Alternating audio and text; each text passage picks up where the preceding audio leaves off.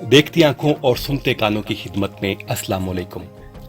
दोस्तों, इस वीडियो में हम आपको governor state bank of Pakistan doctor Baqir Raza की तनख्वाह और दीगर सहूलतों के बारे में बताएंगे।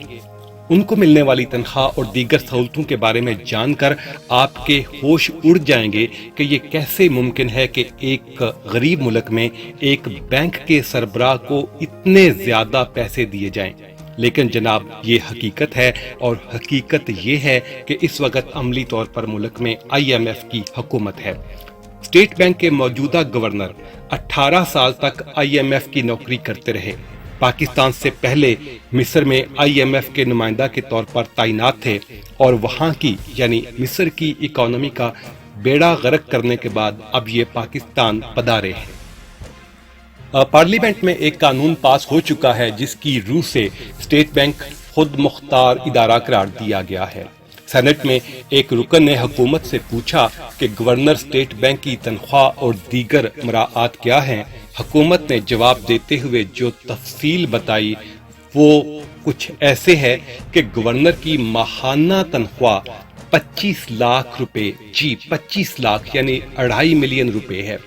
इस तनख्वाह में हर साल 10% इजाफा होगा, यानी दूसरे साल ये तनख्वाह 27.5 लाख हो जाएगी, तीसरे साल 30,25,000 हो जाएगी। फर्निश्ड यानी साजो सामान से आरास्ता घर दिया जाएगा, उसकी मुरम्मत और रेनोवेशन वगैरह भी सरकारी खर्चे पर होगी। अगर गवर्नर साहब घर नहीं लेते तो इस सूरत में वो जिस घर में रहेंगे उसके किराया के बराबर रकम हर माह दी जाएगी।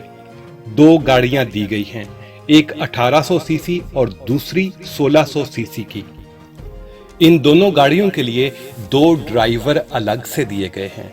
हर गाड़ी के लिए 600 लीटर पेट्रोल भी दिया जाना है।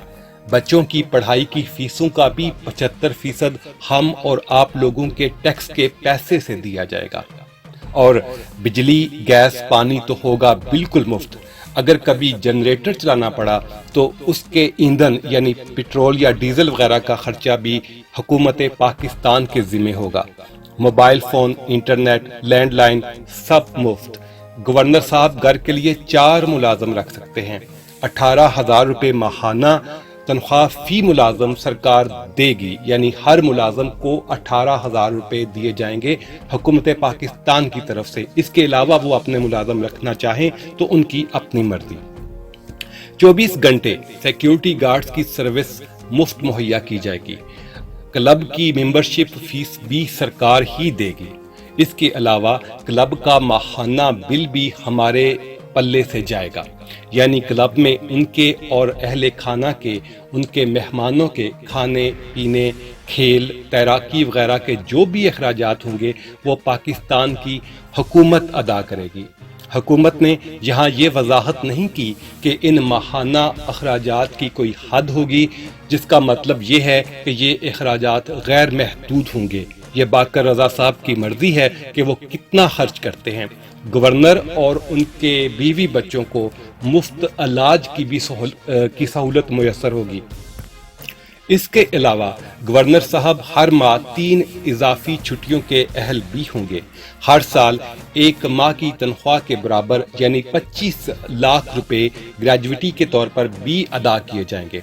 अगर उनकी ट्रांसफर होती है तो इस सूरत में तमाम अहले खाना समेत हवाई टिकट दिया जाएगा और सामान की मुंतकली का खर्च भी हमारे जिम्मे होगा, यानी हुकूमत पाकिस्तान के जिम्मे होगा।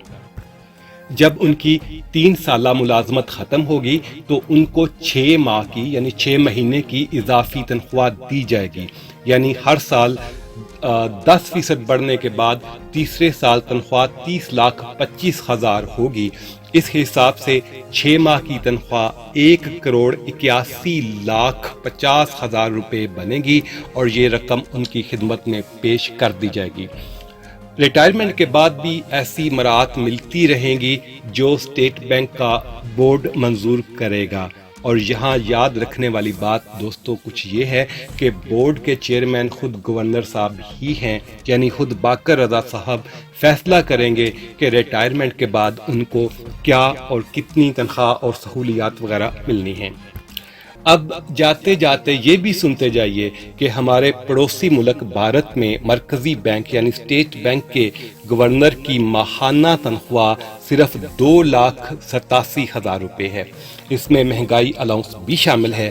اندازہ لگائیے کہ بھارت کے اسٹیٹ بینک کا گورنر ہمارے گورنر کے مقابلے میں کتنا غریب ہے۔